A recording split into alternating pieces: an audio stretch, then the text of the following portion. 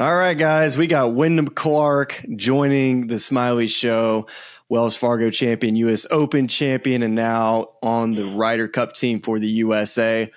And Wyndham, we're going to get into all that, but, we typically, all of these guys that come on, we kind of go back to where it all began.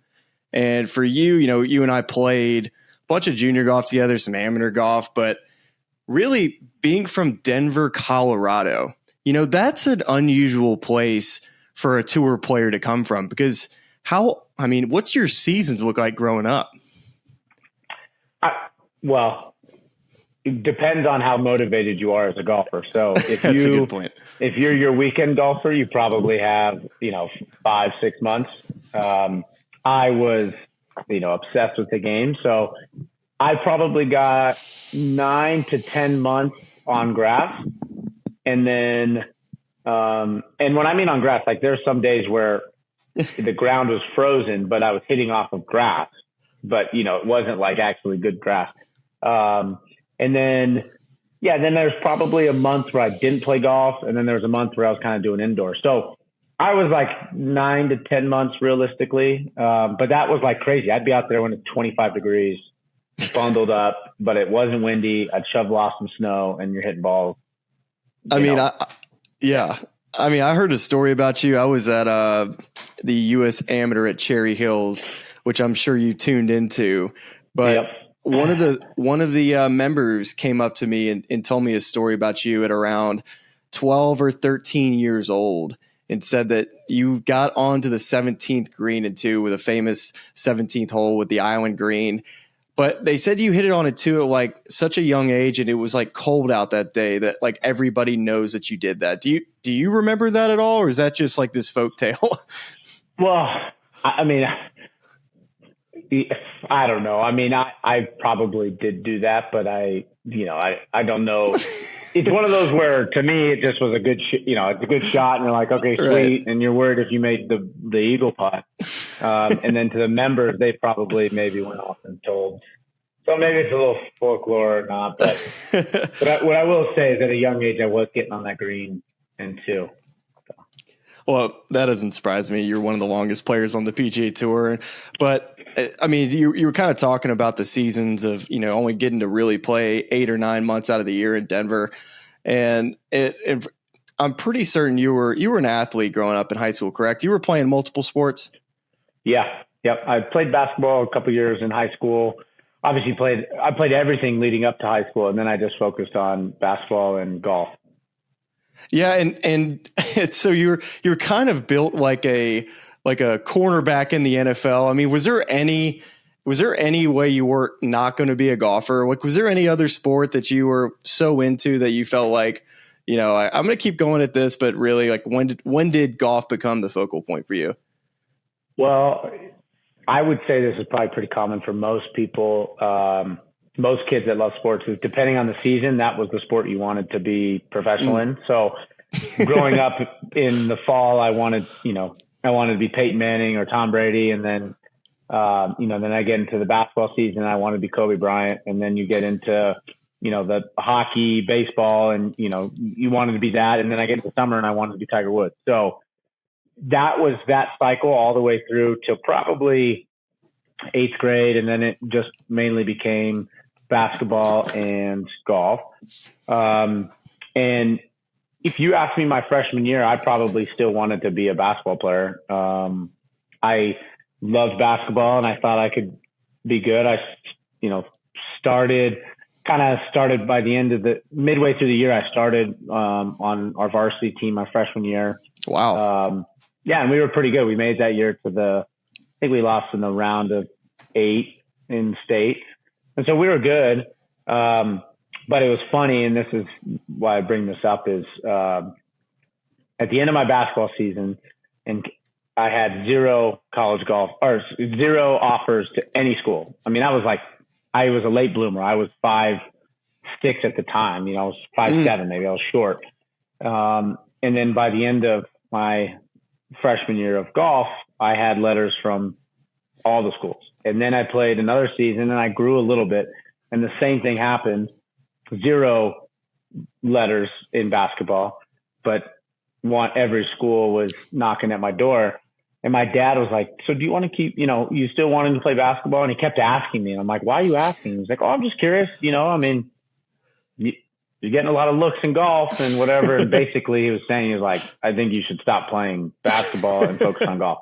So I tried to stick with it as long as possible. I love basketball, but ending up at right around 6 feet and not having, not being able to dunk and whatnot, that doesn't go too far in basketball, but it works well in golf. So I'd say kind of around my sophomore year is when I really was like, all right, golf's the sport for me. Yeah, I mean, basketball and golf are both my love for sports. I would have loved to play in the NBA, but like you, I quickly realized that I probably need to keep playing golf because just didn't quite have it at the basketball level. But, I think it's kind of fascinating. I think a lot of people get interested in like just college recruitment, especially how different it is now. But when we were coming up, letters like you're talking about, being from Denver, how did you kind of settle in on Oklahoma State? Like, what were the other schools you were looking at? Were you kind of looking around you or everywhere? What was the thing that got you to Oklahoma State? Well, I kind of had we had some good players that came before me that their parents kind of gave us some advice. And that was guys like Drew Stoltz, his parents, by the way, not a good player, but just went to college, played college golf. So we can give him trash that, but his dad helped my dad out. I don't know if you remember Steve Ziegler. He went to Stanford. Mm-hmm. And then like the Schoolcraft boys, they both went and played at top schools. And then Oklahoma, right? One was Oklahoma for Mike, and Bo went to UCLA. Okay. And then Mark Gunnar Wiebe. And then actually Matt Scovey, who played at SMU. So those guys were all really close, kind of guys I looked up to. They were about anywhere from 2 to 4 years older than me. Mm-hmm. And they were going through all that. And then they went, and my dad was picking their brain, like, okay, how does your son like it? And basically after hearing that, I quickly learned that I didn't really want to go to the California schools because I just heard how much of a nightmare it was to go to practice and to get to practice every day and always stuck in traffic and all that. And I was like, yeah, I don't want that. And then, then to go to the way south, like Florida and places like LSU and Alabama, that's just so far from home. Yeah. And so I kind of didn't really look as much into that. And so it really came down to like kind of the Midwest, and Oregon. So I really liked Casey Martin. My dad and I loved Casey Martin, in college, but I just didn't feel like compared to Oklahoma State and Texas, I just felt like they weren't quite there. I mean, granted, right. This was 11, 12 years ago. I just feel like their program wasn't where those other programs were. And so it really came down to Oklahoma State and Texas. And the main thing for me was the coach and the facilities. And then obviously the players that came from those schools. And, prior to, prior to the recent success that Texas has had, I kind of looked at it and was like, okay, they had some top players. But I just felt like Oklahoma State, every year was a pipeline for the best players. Right. I love definitely Mike was. McGraw. Obviously now Texas has, Coach Phil's done a great job from Scheffler to Spieth and Bo Hostler and all these, great players on tour. But prior to that, I just felt like Oklahoma State was a spot and, totally two different places and way different than Colorado. But I just felt like it was a place for me. And I said, I wanted to be a professional golfer. And I said, this is the place that produces the most professional golfers. So I said, that's where I want to go. So that's kind of what it really came down to. Well, that's really interesting. I'm trying to picture you as a Texas Longhorn. I just don't really see you in any burnt orange clothes. But, when you were at Oklahoma State, you decided to transfer, and you kind of talked about Casey Martin and just how comfortable you felt with him and knowing that they weren't quite there, but still, you kind of mentioned that the other two schools didn't really feel like home. And being from Denver, Colorado, going to Eugene, Oregon, was there any feeling of home between Denver and Eugene? I've been to Eugene. It's, to me, feels way more like Denver than Oklahoma State would feel like Denver. I don't know if that's necessarily correct. I mean, it does feel like, don't get me wrong, pine trees, rivers and mountains. Yes, it does feel more like that. But I never had the intentions of going to University of Oregon. I mean, truthfully, I never wanted to. I bled orange. I love Oklahoma State, and just kind of as things happened in my life and I kind of needed a fresh start, I really did it more for my career and for my head to be like, hey, I need a fresh start. I need to go somewhere that's going to help me succeed, and it has nothing to do with Oklahoma State being a bad place. I just had so much turmoil there. And so I just wanted something new. And I thought Casey Martin, the great things he did with Aaron Wise to get to the PGA Tour, and then obviously their team winning the national championship the year before I got there. I was like, okay, well, I'm really interested in that. And you know, and then it ended up being one of the best decisions of my life, because I did have that freedom and I did have that fresh start. No one on the team knew about my history. They didn't know about anything that happened to my mom and all the issues I was having off the golf course. And so when I showed up, all they knew was me. And so just that in itself was huge. And then, you know, then Casey, Casey made me feel just so much freedom that, like, hey, you're our best player. I trust you. Continue to work on your game. He goes, you have a year and a half to get ready for Q school. That's pretty much what he told me. He goes, you have a year and a half to get ready for Q school, and I'm going to help you as much as possible to try to get you ready and prepare you for professional golf. And he goes, in the meantime, I want you to play great golf, but also know, he goes, I also know that you have long-term expectations and goals. And he's like, I want to help you for that. And not many coaches would have done that. They'd have been like, hey, I want you to be like focus here and now, which granted I was, don't get me wrong, I was, but he just had that. He just knew. He was like, hey, I know you want to play at the next level. I know you have the ability to. And so he just kind of harnessed that and really focused my energy, and I ended up having a great time. So as far as, you know, feeling at home, I just would say the atmosphere made me feel really comfortable and wasn't that crazy of a change versus if I went, you know, I was really interested in going to Illinois as well when I transferred. That probably would have been a totally different right. vibe. So what was your first impressions of your caddy now, John Ellis, who was the assistant coach at Oregon?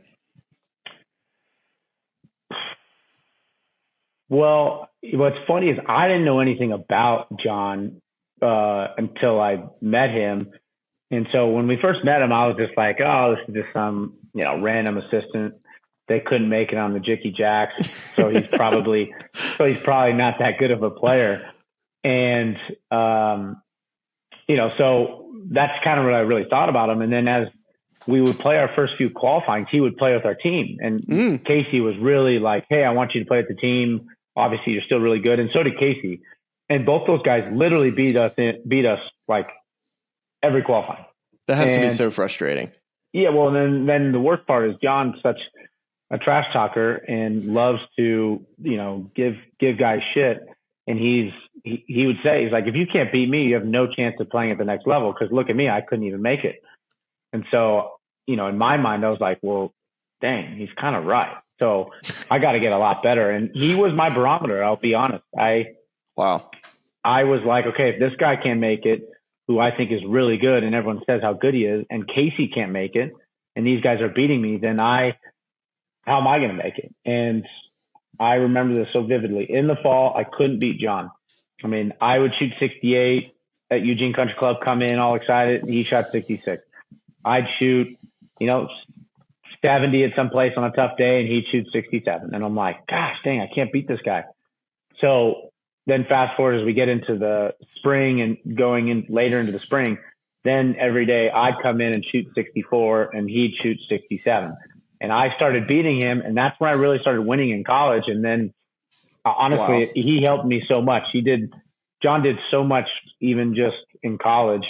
And it was just, a lot of it was just playing against me and talking trash and being like, you're not as good as you think. And he made me a lot better in that way. So, but you know, I think the best of John is the best. Is it true that John's an extremely fiery player as well? Oh my gosh. everyone jokes when he was first on my bag, guys that knew him, let's say anywhere from the ages of 34, 35 to about 45, everyone knows John on tour, caddies and players. And he would be caddying my group and I'd hit a bad shot and he'd be like, "Oh no, it's okay. We can get that up and down. Don't worry." He'd be so positive and he'd be like, I'd be hitting bad all day and he's like, "No, it's totally fine. All we got to just keep giving ourselves chances. We're going to make putts. We're going to do this and this and this." And the guys go, "Who the hell is this guy? This guy used to be mother effing himself and, literally was the most self-deprecator." And they're like, "What happened to John Ellis?" So all of them were like, if you did this to yourself, you would be on the PGA Tour. And so I remember hearing a lot of that. So John is so positive in caddying for me, and he hits one bad shot when he plays, and it's like the end of the world, breaking clubs, wants to walk off the golf course. So couldn't be polar opposite from what he is caddying. I mean, would you describe yourself as a fiery player as well? Like, especially in college, were you struggling with controlling your emotions? Oh yeah. I mean, that's part of why I needed that fresh start, going to Oregon.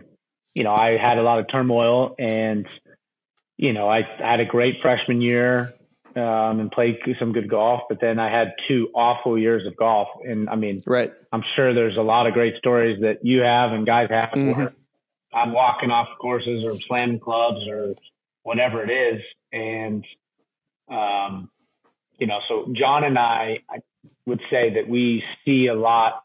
I think he sees a lot of, or saw a lot of himself in me, saying, "Hey, John was an All-American. He was really good at Oregon, and he never got out of his own way." And I think he saw that in me and was like, "Don't make the same mistakes I made." Seriously, I know it's easy. You want to get mad at yourself. You're better. You're not playing the potential you want to play too, but you cannot beat yourself up. You talking to yourself like that, you're going to end up like me. And that's honestly was one of my fears. It's nothing against John. John's an amazing man and has a great life and family. And I just didn't want to be the guy that had all the talent and then didn't make it. And so that's always been one of my fears. And so that's what's been great with John is he's kind of helped guide me in the direction that we've gone to now, where he's like, just basically he's like, just don't do anything that I did, do the opposite. And so, which has been great because I have someone on my bag that was so close to making it and knows why he didn't make it. And so he can really coach me, as opposed to some caddies are either just some guy's friends or just some random guy.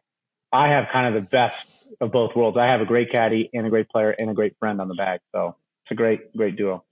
I love your caddy, John. He's the man, and you don't feel obligated to answer this, but do you have a favorite club toss moment in your PGA Tour career that you'd like to speak about?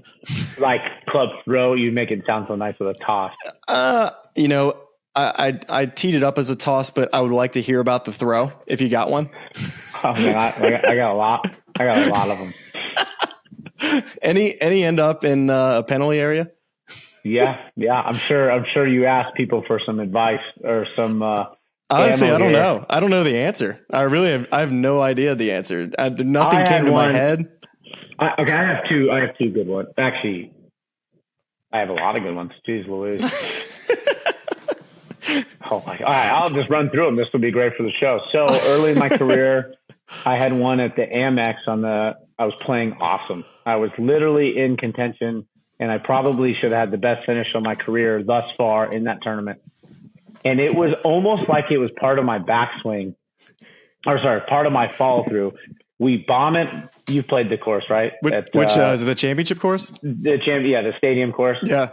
The par 5 on the front, number 4 or 5. And it has the double water. The double dog leg. Oh God. Double dog leg. I pound one where I have a 9-iron in. I pound it over. You hit it in the water. Literally hit it in the water. And as it's in the air, slam, break, throw it in the water. It was almost like I didn't even know what happened. And then I was like, and John got so mad at me. He's like, "Dub, we're on the 5th hole of the round. Like we're in contention. What the are you doing?" And I was so mad. And then obviously I apologized after. I was like, "Dude, I don't know what happened. I just blacked out and I broke the club and threw it in the water." So that was a bad one. I had one recently. I'm not going to say exactly when, but I recently broke a putter, kind of on accident, kind of on purpose. It was at Sea Island, and I was using a lab putter, and the big lab putter. Oh yeah. And I was hitting it really good, and I missed 2 short putts it was on the seventh hole of the tournament, just started the tournament. And I'm walking off the green, and I kind of do a slam. Like, I wasn't trying to break the putter, but I was like mad, fully break the putter, 7th hole of the tournament. It wouldn't have broken on a normal putter. This is why it was not 100% my fault. The lab putters, because of the technology, the shaft is not like metal. And so it's plastic, so the thing splinters. And I finished the round with putting with a wedge and a 3-wood, shoot 1 over, and then I ended up finishing top 10 in the tournament.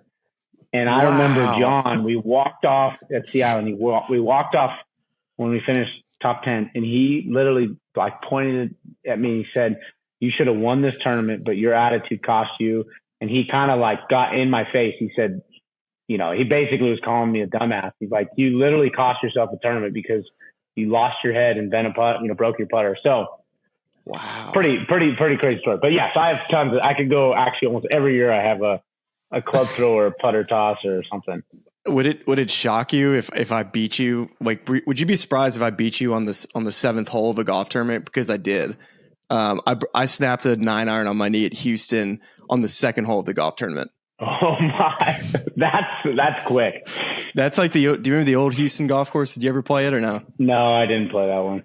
Yeah, you would have loved that track, but yeah, 2nd hole of the golf tournament. I was in such a bad place, and I hit this, like, it was a back left pin, and I missed my line with a 9-iron probably like 35, 40 yards. It was just a straight block and almost missed the greenside bunker right. And the club was broken before I even knew what happened. Yeah. Hey, that's how I was too. Those damn 9-irons. Those 9-irons get you. Yeah, screw the 9-irons, man. Like, we need to carry 2 extra 9-irons moving forward, just in case we need to break one. Yeah, no joke. Take out a 3-iron, put in 2 9-irons. Yeah, exactly. Well, we got all a little off track. That's on me. I actually just love to hear about club throwing and club breaking stories, but I see you with the municipal hat on, and that's what you were wearing on the field in Oregon this past weekend. I mean, how surreal of a moment was that, being on the field with the U.S. Open trophy? It is, yeah, so sick. The pictures were awesome. I've been on that field a few times, once in recruiting as like a recruit, to be on the field. And then we won the Pac-12 championship and we went on the field, and it was obviously really cool, but honestly, never thought I'd be there again, being honored after you leave school, right? Like, I didn't think I'd be honored, and to go out there and with the U.S. Open trophy and having so many people come up to me being like, "Oh, I want to take a picture, great going." And they're like huge fans and whatnot. That was crazy. And then there was it was a pretty loud roar. Like, everyone was so pumped. I mean, I kind of blacked out for a little while. I was just like, I don't know what I'm doing. This is so sick. So it was, definitely something I'll remember forever. I mean, the pictures, the videos. I was texting with the assistant basketball coach. Shout out to Coach Kevin. He's the man up in Oregon, and I can kind of relate to this. I was a nomad in Eugene, Oregon, before I went to Bannon Dunes for the U.S. Junior, and I had a day, and I just tweeted out like, "Hey, what do I do in Eugene today?" And Coach Kevin sends me back, "Hey, come watch basketball practice." I'm like, heck yeah, I love basketball. And met the coach, watched practice, and I was like a kind of a diehard Oregon basketball fan last year. But what an incredible place, man. Eugene's is a heck of a town.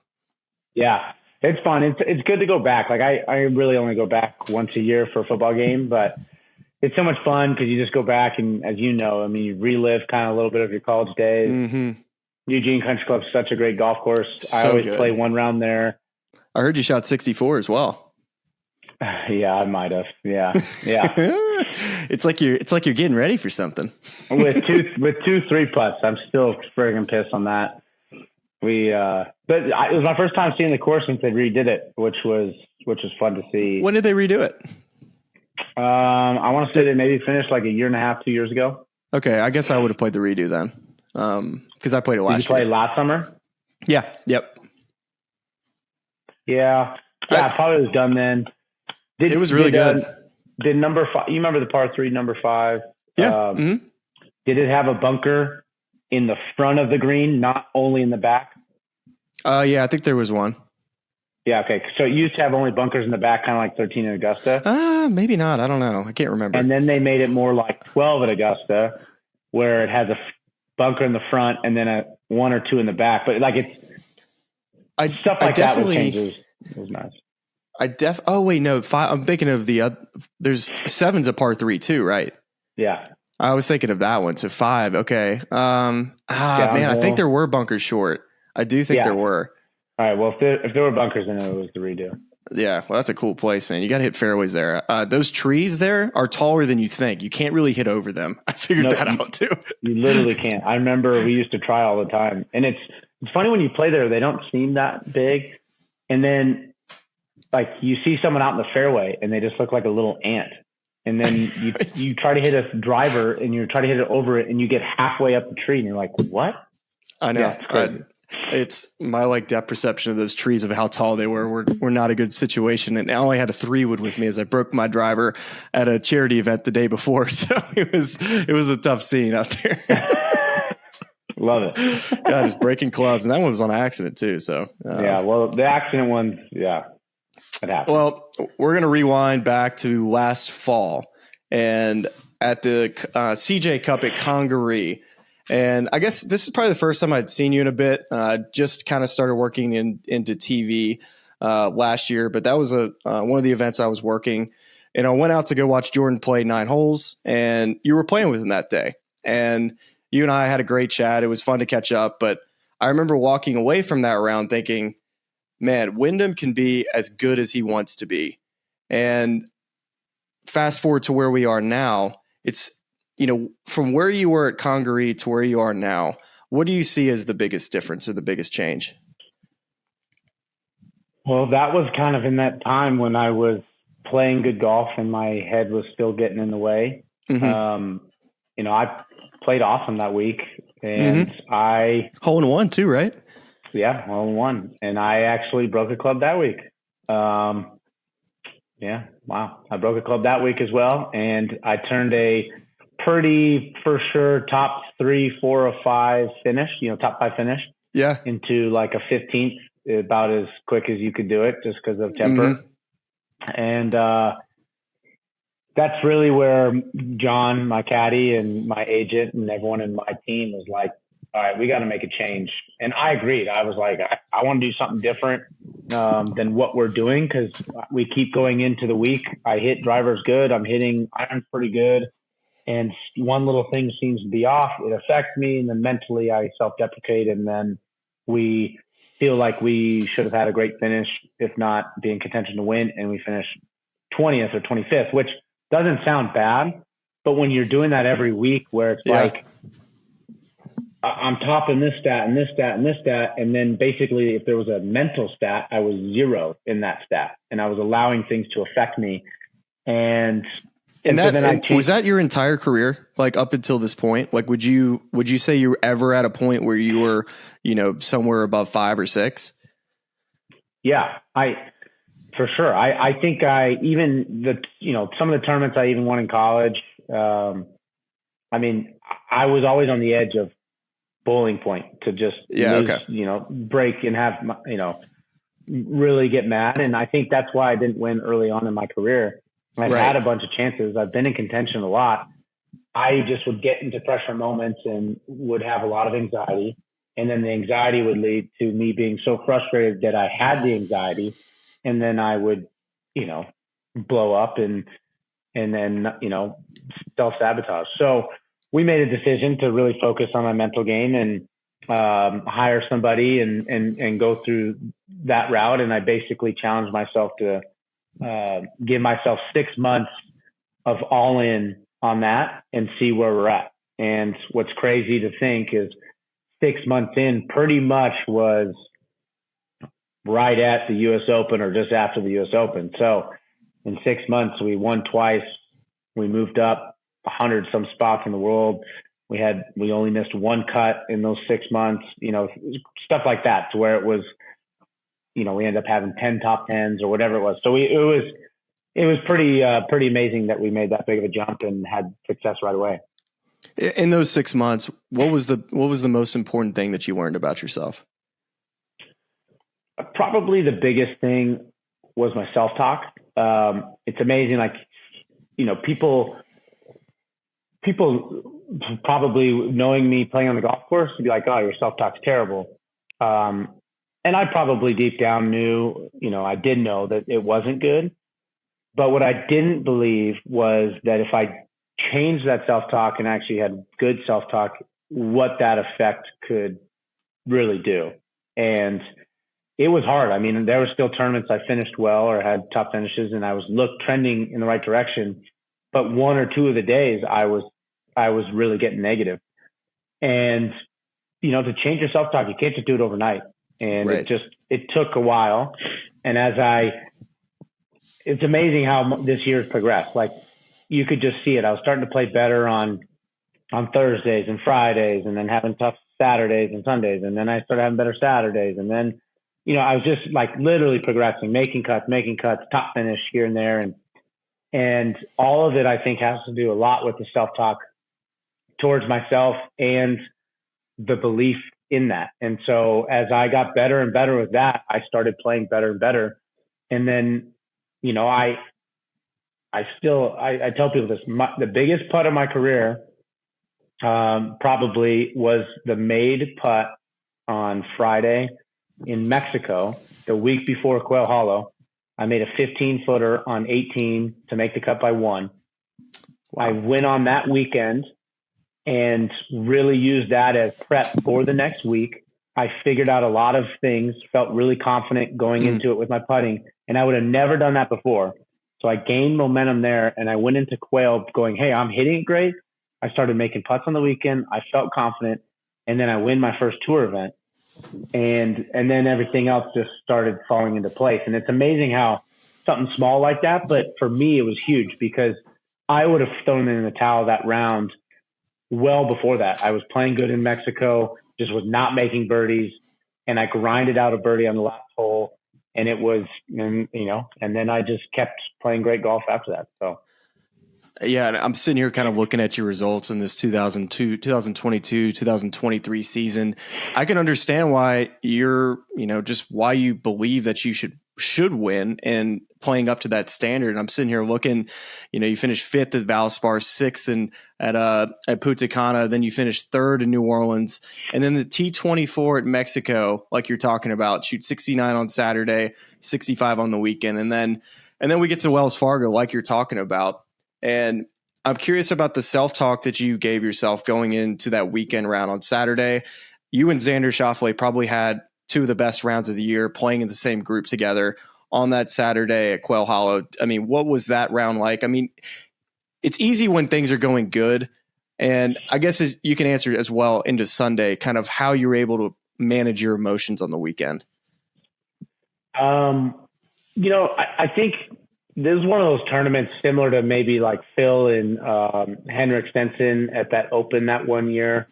Yeah. I'm trying to think of some other ones where I don't think we would have been as far ahead of the field if I wasn't there and if he wasn't there. I think the person only wins by 1 or 2, to the field, and we end up beating the field. I beat the field by 8 or 9, and he beat the field by 4.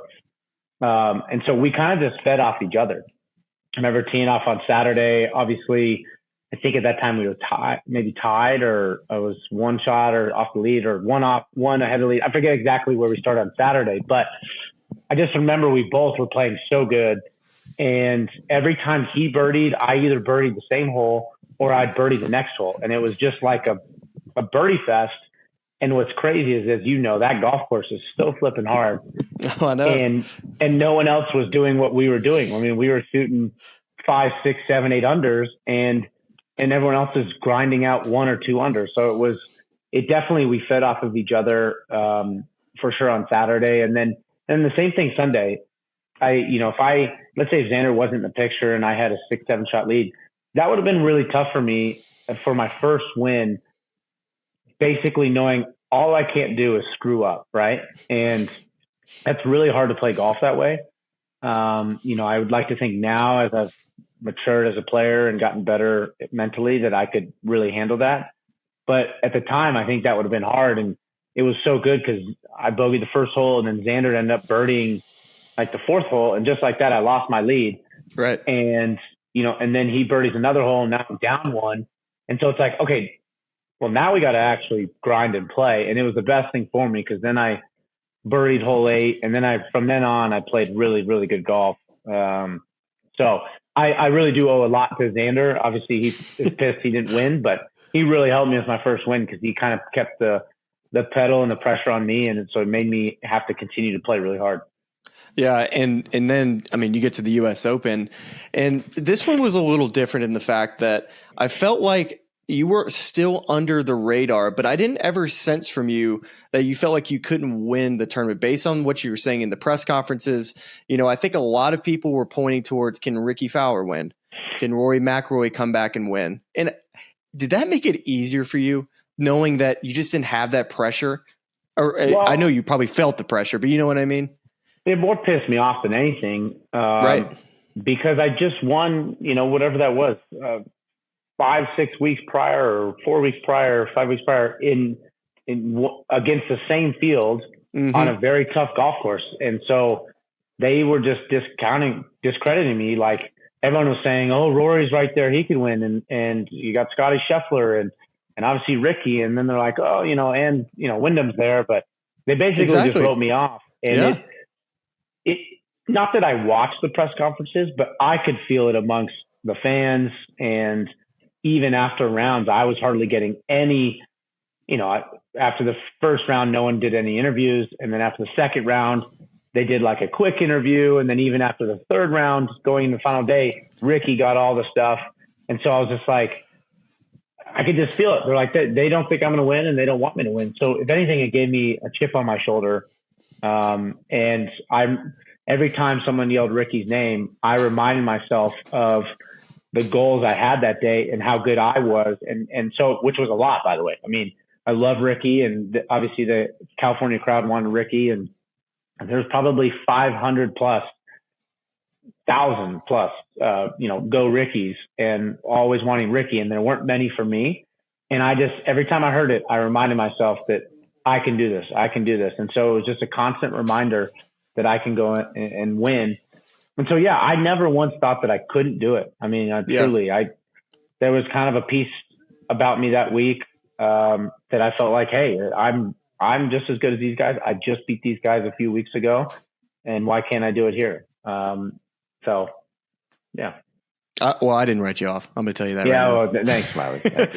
Hey, but I picked up your group that day on the 8th hole and walked with you all the way to the finish. And the 8th hole was actually kind of a wild one in the fact that you actually made a very nice bogey there. Things kind of were slipping away, it felt like. But then missing the green at 9, you get a great up and down. And I think you parred 10. Is that right? Because I'm about to get to 11. I actually missed like a 15-footer for birdie. Hit a decent shot in there. That's right. That's right.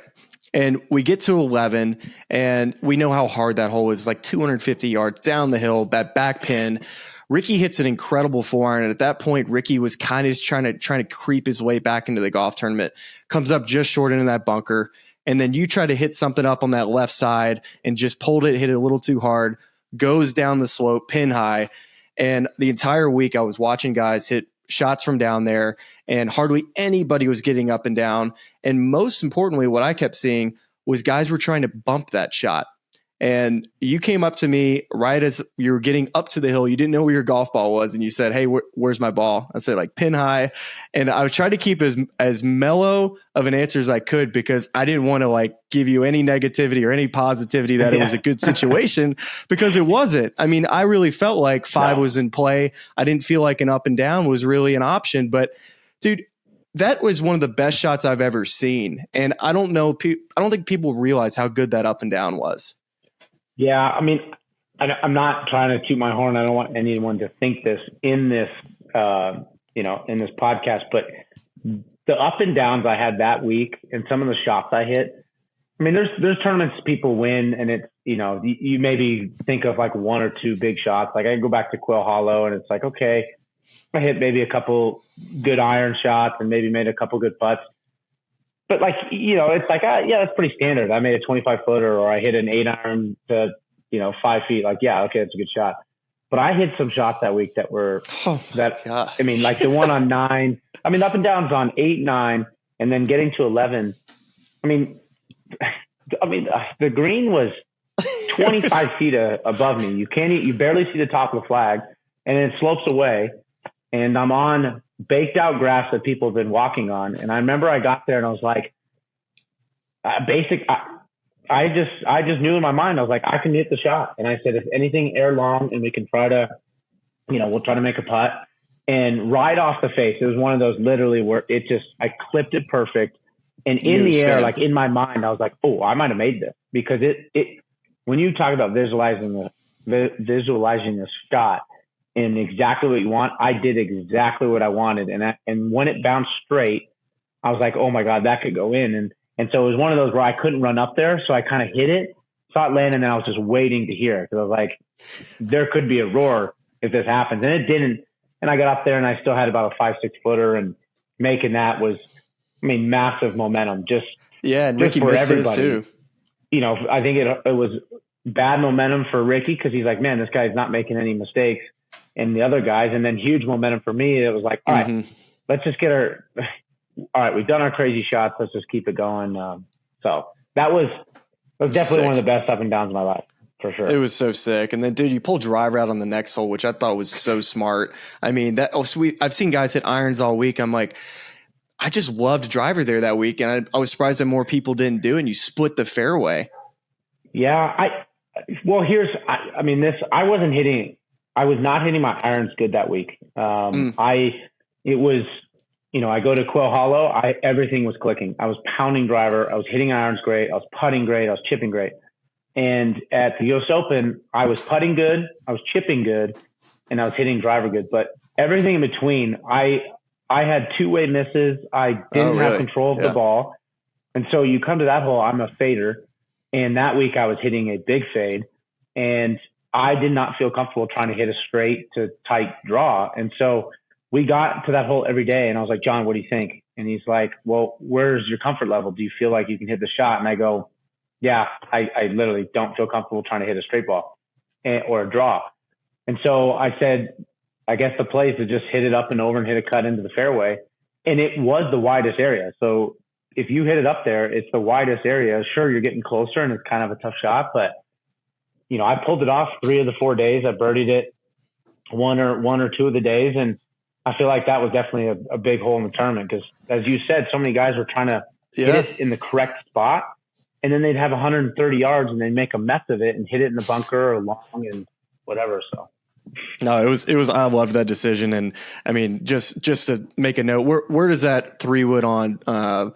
Was it 14th, the 14th hole? Where does that one stack up? Is that one up in the Hall of Fame for you? John thinks. John afterwards was like, he said that was one of the greatest shots in U.S. Open history, and he said under the circumstance, you have one of the best players in the world tapped right there, knocking on the door.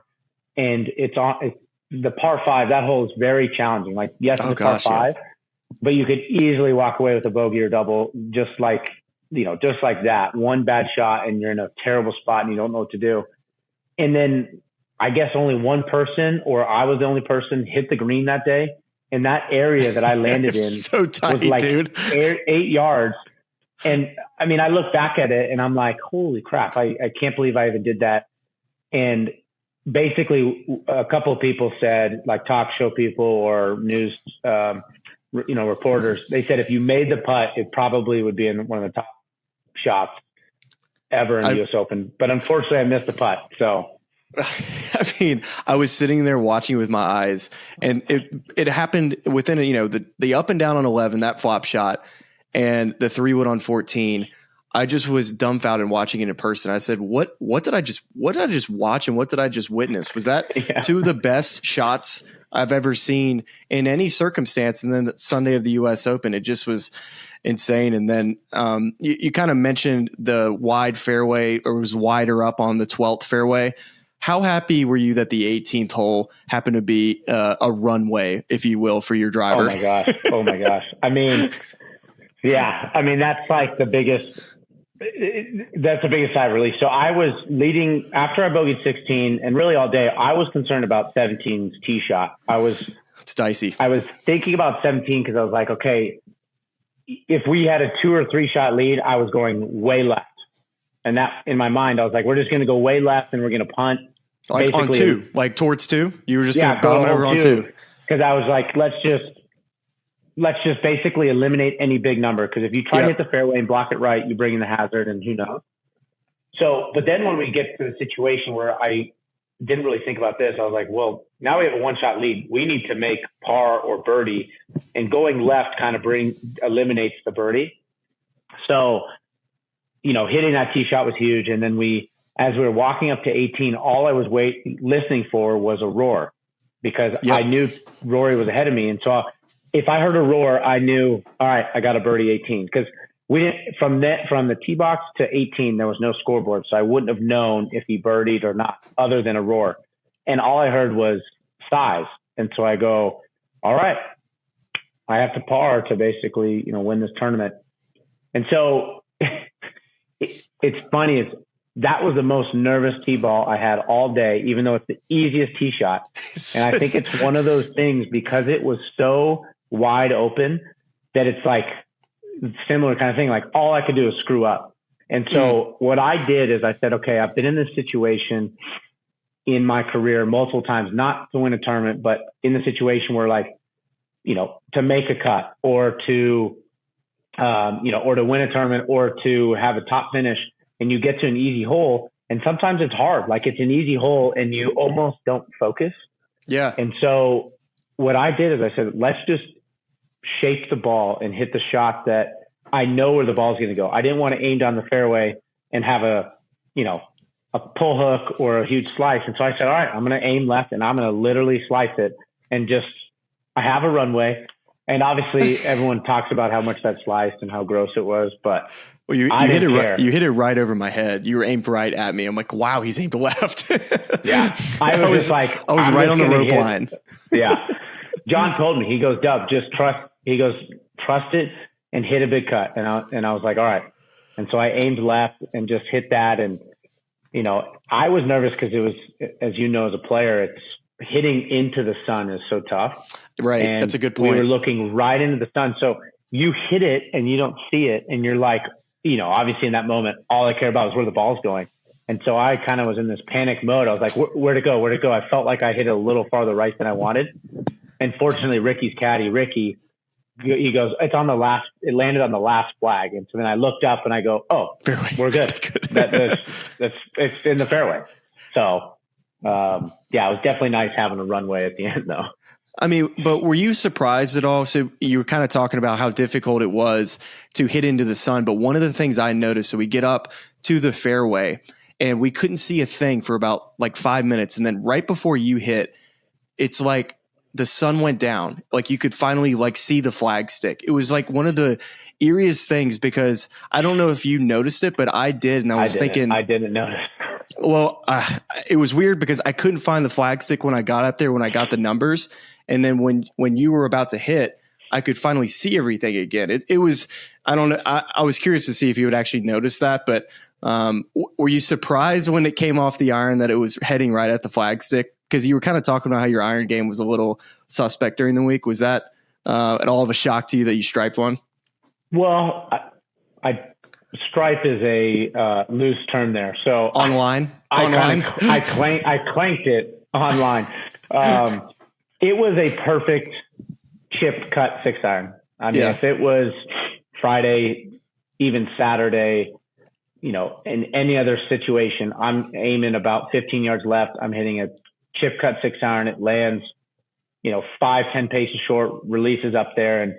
But we knew two things. We knew we couldn't go long. And under that situation, you're probably amped up, whatever, and couldn't go long. And then we knew I wasn't hitting my iron fit. So John I said, what do you think? Is it chip cut 6? And he goes, no, it's a full 7-iron all day. And I Oh, go, wow. Really? He goes, yep, you're going to get it there too.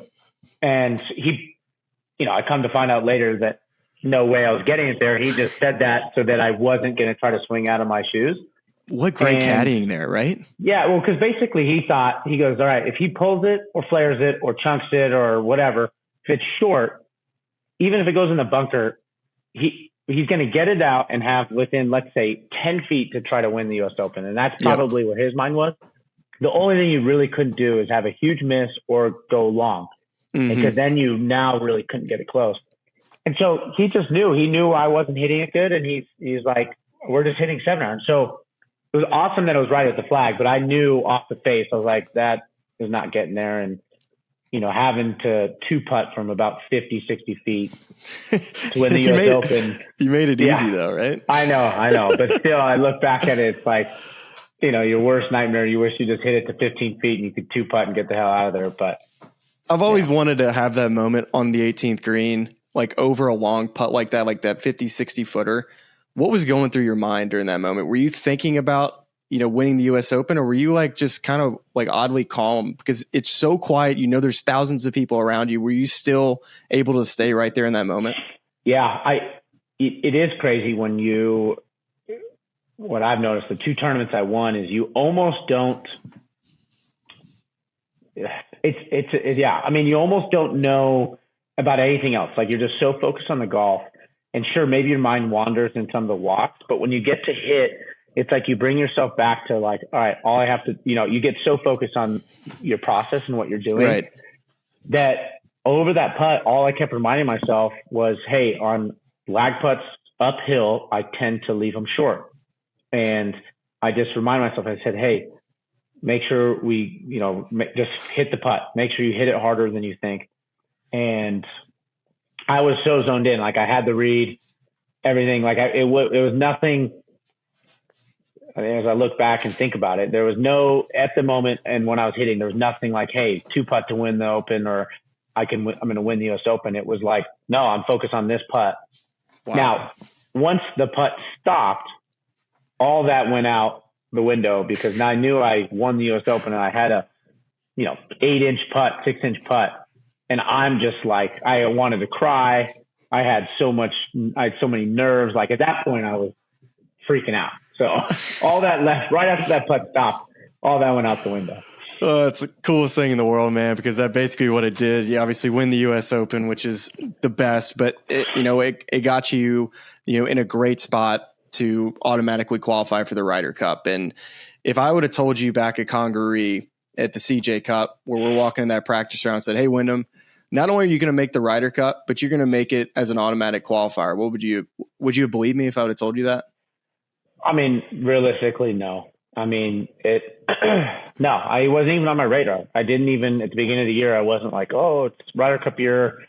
Of course, I wanted to make the team, but I'm concerned about keeping my card, trying to get my first win, all that stuff. So, man, it's crazy how fast in this game you can get confidence and you play yourself into events like this, like as you're going to be doing it, Marco Simone. And I know you guys just got back from a scouting trip, if you will. What was your overall impressions of the golf course that y'all are going to be playing? I didn't hear good things about it. Going into it, a lot of people were like, oh, I don't know why you're playing there. And so honestly, my expectations were really low going there. And I was a little bummed, to be honest, because I was like, oh, it's a bummer to play the Ryder Cup. And people don't like the course. But then when I got there, I couldn't disagree more with what a lot of people said. I really do think it's a good track. It reminds me a little bit of Napa's golf course in the sense that you feel like you're in the same topography. Like there's the kind of the hills with the yellow kind of dried out grass, and there's wineries and stuff. So it's really pretty. Now the golf course is not quite like that, but the topography is like that. And then the golf course is a big boy course. I mean, if it was a regular tour event, I would probably play there every year because it's a bomber's paradise. Now with the setup, they do not have it set up that way. Everything at about 310, 300 to 320 really narrows in and the rough's really thick. Yeah, but so like my first impression was I liked it a lot more than what people said, and I think it's going to be a really good test of golf. It is going to be interesting how they set it up, though. Well, I mean, the team room vibe, I think it's going to be fantastic. I think a lot of guys are pretty close with each other, and we know Xander Schauffele and Patrick Cantlay pretty much. We can pencil those guys in together, as well as JT and Jordan. Is there anybody that you're kind of campaigning for to play with, or are you just happy to play with whoever Zach put you with? Yeah, I mean, I'd be happy to play with anyone. I'm just happy to be on the team. Being my first Ryder Cup, it's going to be obviously amazing experience, and I can't wait for that. But I'm friends with almost all the guys, and that trip to Rome really, I feel like, made me feel even more comfortable being on the team and enjoyed all the guys so much more than I ever maybe would have thought. And certain guys that I was like, oh, I don't know about this guy, and then ended up being, oh, that guy's amazing. And so with that said, leaving that practice round, it's like they could pair me with whoever and I would enjoy it. So, I'm friends with most of the guys anyways. And that's, like you said, our camaraderie is already great because a lot of us are within the same age and we've played a ton of practice rounds. We grew up playing college golf and junior golf together. So we all known each other for a long time. So it's pretty fun to look back at that and be like, wow, we've come a long way since junior golf and we're all playing in the Ryder Cup together. So it's cool. Well, you're damn right. And you're a basketball player just like myself. And I know you're probably looking forward to the away game as well. Yeah, sure. I would love my first one to be at home, and I'd love to make the putt on whatever hole to win the Ryder Cup and just have it be pandemonium. But there's honestly nothing better than shutting up a gym and coming in and everyone walking out with their head down and tail between their legs going, and you're just like, as big as you can be. So that's peacocking. Yeah. So I love it. All right, man. Well, that's it from us. I know, I guess if I could offer one suggestion is, Daniel Berger and Justin Thomas at Whistling Straits at the last Ryder Cup, they weren't playing that afternoon match, but they got on the tee and they basically shotgunned some beers, or not shotgun, but they were chugging them and threw them down. Maybe like this is how you become friendly with the European crowd or the Italians, is maybe just pour yourself a nice red wine and just walk around with some spaghetti and meatballs. And that'll be how you kind of, they're like, this Wyndham Clark guy, he knows how to wine and dine. We're going to cheer for him. So maybe that's what you do. Maybe I'll light up a stogie too and have a glass of wine and just walk around and swirl That could be you. I'm just, I don't know. Maybe a little mustache or something you can just throw on just for the day. Hey, just an idea. Just an idea. Well, I'll have to run that through the ranks. Well, I'm sure there'll be a lot of drinking regardless of the end of the Ryder Cup, and look forward to watching you, man. I've been very impressed, and you're just such an incredible talent. But really cool to see you make the jump this year, and it's been really fun to watch. Yeah, well, appreciate you, buddy. It's fun being on here. Thanks, brother.